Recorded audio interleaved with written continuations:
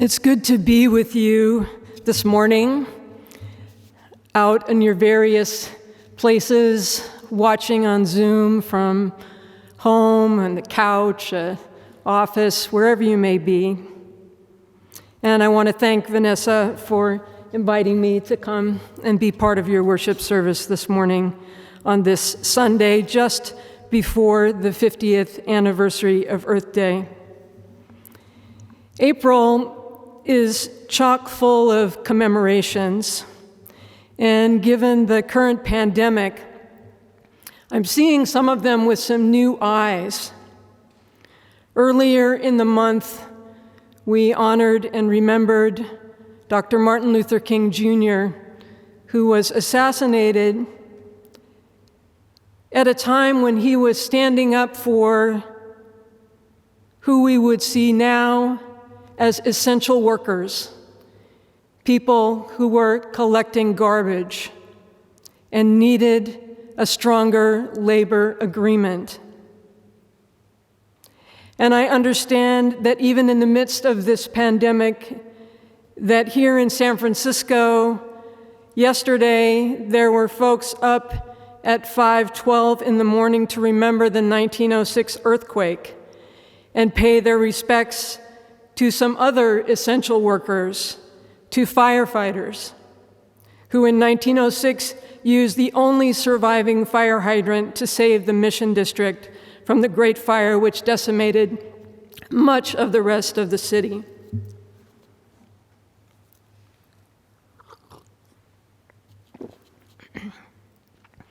Now, in 1906, my grandfather, who was a native of San Francisco, was 20 years old. He was a student at the University of California in Berkeley. And as family lore has it, I don't actually know if this is true, but they say that he was such a sound sleeper that despite the fact that the earthquake shook the land all the way up to Oregon and down south of Los Angeles and all the way out to Nevada, he actually slept right through it. My other grandfather, who was a few years older, I know less about his sleeping habits, but I do know that he saw an opportunity amidst the destruction and decided to start a small business rebuilding chimneys. A crisis may come on suddenly, the jolt of an earthquake, the devastation of a fire, or the rapid onset of a pandemic. Or it may be slower and less noticeable. What we see now in climate change, the rise of temperatures, the loss of species, increasing drought and desertification. But whether sudden or slow, there's no doubt that even with all our human ingenuity, we are a part of and humbled by the power and time scale of the creation that has allowed us to be present here on our blue boat home, the Earth.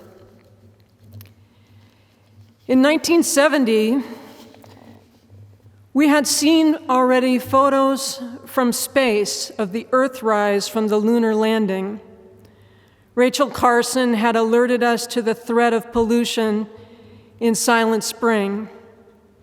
And Earth Day teach-ins and movement building went on to build public pressure for historic legislation to protect our air and water. And President Nixon went on to establish the Environmental Protection Agency. I remember walking to and from high school on that first Earth Day in 1970. It was about 1.5 miles, mostly on the main road through town. And I remember picking up trash along the way, feeling the sense of Earth's injury, and not exactly knowing how to help. One of my chores growing up was to bundle newspapers for recycling. They were stacked about 1 foot thick, and I'd take the twine and tie them up like a Christmas package with a string wrapped around both ways and tied off with a bowline knot. I can still tie a bowline without looking. This allowed us to grab the stacks of newspapers, put them in the car, drive them to the back of the high school parking lot, and heave them into the air to fall back into the assigned big blue dumpster as part of the regular paper drive. Habits get formed in such a manner. Recycling became normal at a young age. 50 years later, I know that what it's about is a lot more than trash and recycling, although personal practices are important and do bring a spiritual consciousness to the work. Now I also understand that it's about systems and power that are layered on a foundation of racism, colonial settlerism, and profound economic inequality. Over the years since 1970, I and we have begun to understand health as connected to soil and air and water and community. To quote Wendell Berry, I believe that the community, in the fullest sense, a place and all its creatures, is the smallest unit of health. And to speak of the health of isolated individuals is a contradiction in terms. Something to consider as we find ourselves in this moment of pandemic. 50 years later, we also find ourselves in a watershed moment when human impact on the planet will shape the course of life on Earth for thousands of years to come. Young leaders, indigenous tribes, scientists are all joining voices from across the globe, demanding that we wake up, double down, and respond more quickly to the climate crisis. The climate activist and author Bill McKibben writes that climate change is a timed test, and the 2020s will be our exam. This is neither a test of individual purity nor an exam we can pass alone. In this time of trauma and responsibility, what are we learning, and how can our faith and our community help us to answer such an existential call? It is a strange thing to find yourself living at a time when the lives of generations to come depend in large measure on what happens in this next decade and the decade to follow. If you are wanting your life to make a difference not only in the short term, but in geologic time, this inflection point in history is quite a moment to be called into life. And for the folks that I'm working with at Star King School for the Ministry, into religious leadership. But calling is a funny thing. Sometimes it feels like an invitation, sometimes an inconvenience, sometimes an imposition. And as Arundhati Roy says, we live in a time now that we can think of as a portal, leaving one era and entering another. When I was serving in our congregation in San Jose, in mid-October, I came home to get an answering machine call that said that the church was burning. We drove down immediately to see what was happening, to see what we could do, and sure enough, it was a massive, massive fire. A fire that burned so much of the church that it took us 6 years to do all of the fundraising and rebuilding to get back in. Sometimes a calling comes out of the blue, and you feel unprepared to deal with the steps that need be taken to make your way through. At Star King, one of the classes I help to teach is called Ministry in Times of Disaster. And we teach our students about the life cycle of a disaster that starts with the moment of impact, has moments of heroic connection and community, almost an exuberance and honeymoon in the way that people come together and do beautiful things for one another. We see that now in the time that we are currently in.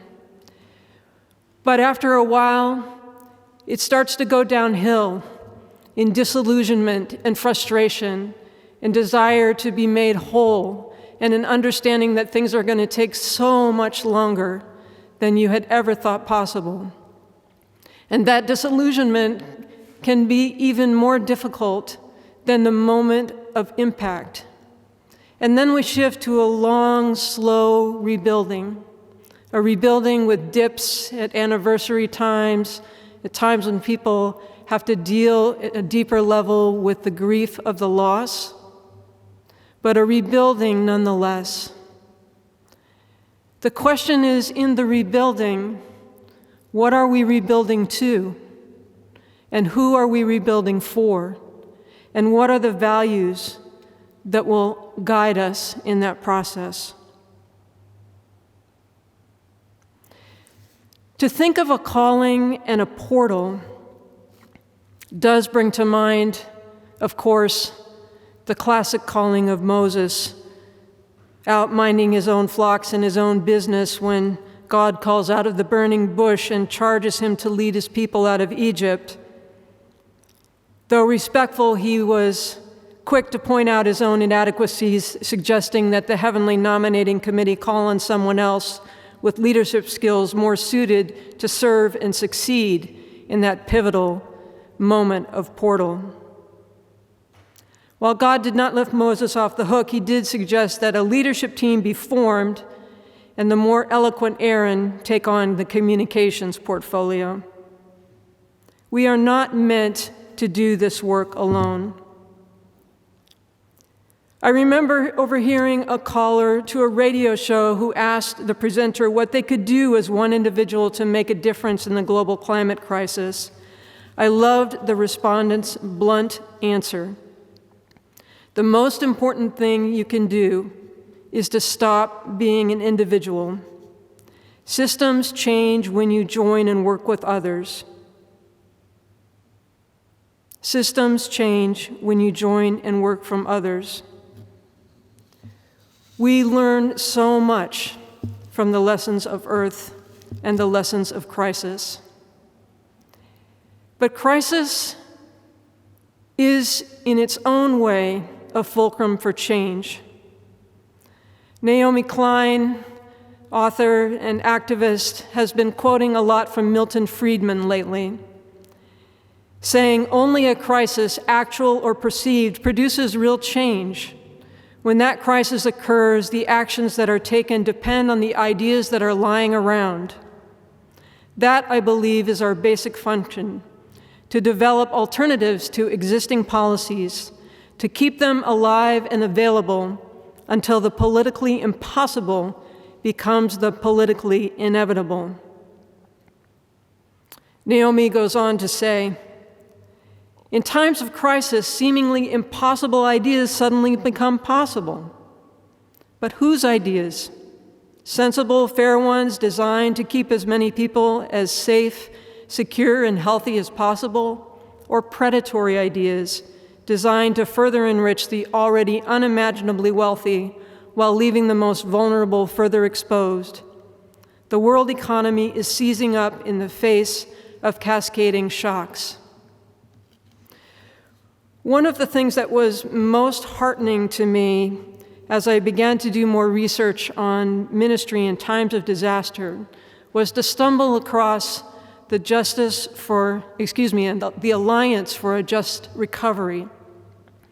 This was a gathering and an organizing in Santa Rosa County, or Sonoma County in Santa Rosa, the town, following the horrible fires of recent years.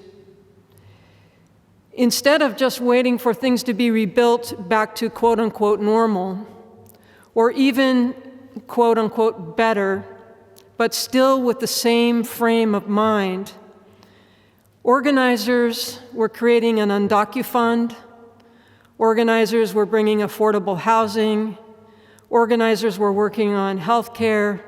Organizers were working on environmental and green space issues, looking at how they could rebuild in a way that built up those who were at the margins and helped to solve economic inequality, while also rebuilding in such a way as to reduce the climate footprint and carbon footprint that normal has been too quick to do. We are in a similar time where there are alliances moving toward a just recovery. The folks in Santa Rosa had been counseled and learned from people that had recovered from Hurricane Sandy and the Occupy Sandy movement. They in turn had been counseled and encouraged by those who learned lessons from Hurricane Katrina, who in turn had been counseled and assisted by those who learned lessons from the rebuilding after 9/11. Here we are now in a pandemic that is global, a pandemic that invites us to rebuild our economy in a way that helps us to address the crisis of climate that is coming down the pike and in many places is already here. We know already that when times demand it, massive amounts of funding can be made available. As we seek to rebuild together, we need to rebuild in such a fashion that we are rebuilding for the centuries to come, not what is past.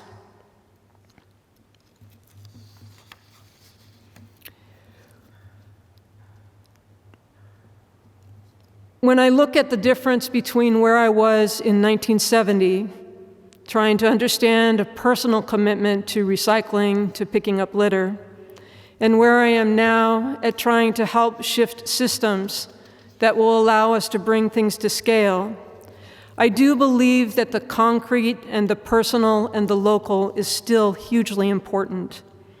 And I'm so honored to be part of a process that's being led by members of your congregation who are creating a strategy to allow our congregations to decarbonize their facilities. We understand that somewhere between 30 and 40% of greenhouse gases are coming out of buildings. The energy that we use in buildings, the natural gas, the lack of appropriate efficiencies in place. But for many folks in our congregations, while we might have high ideals, we stumble along the financing. And so this project, with funding from the Hinckley Fund and from the UU funding program, has been able to begin the process of consulting with experts in the field of clean energy finance, to be able to see where our congregations are stumbling and how we might find ways to prioritize being able to live out the principles that we espouse. Life charts its own course and not always according to plan. Birth and death, opportunity and disaster. We begin in one storyline and then unexpectedly life gives us another. How then do we choose to live? What do we have to give?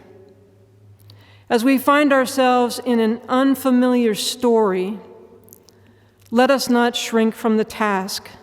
Let us give ourselves to this moment, open to a new understanding, open to a calling to community, open to that which is greater than ourselves, and that which invites us to lead with love. May it be so, and amen.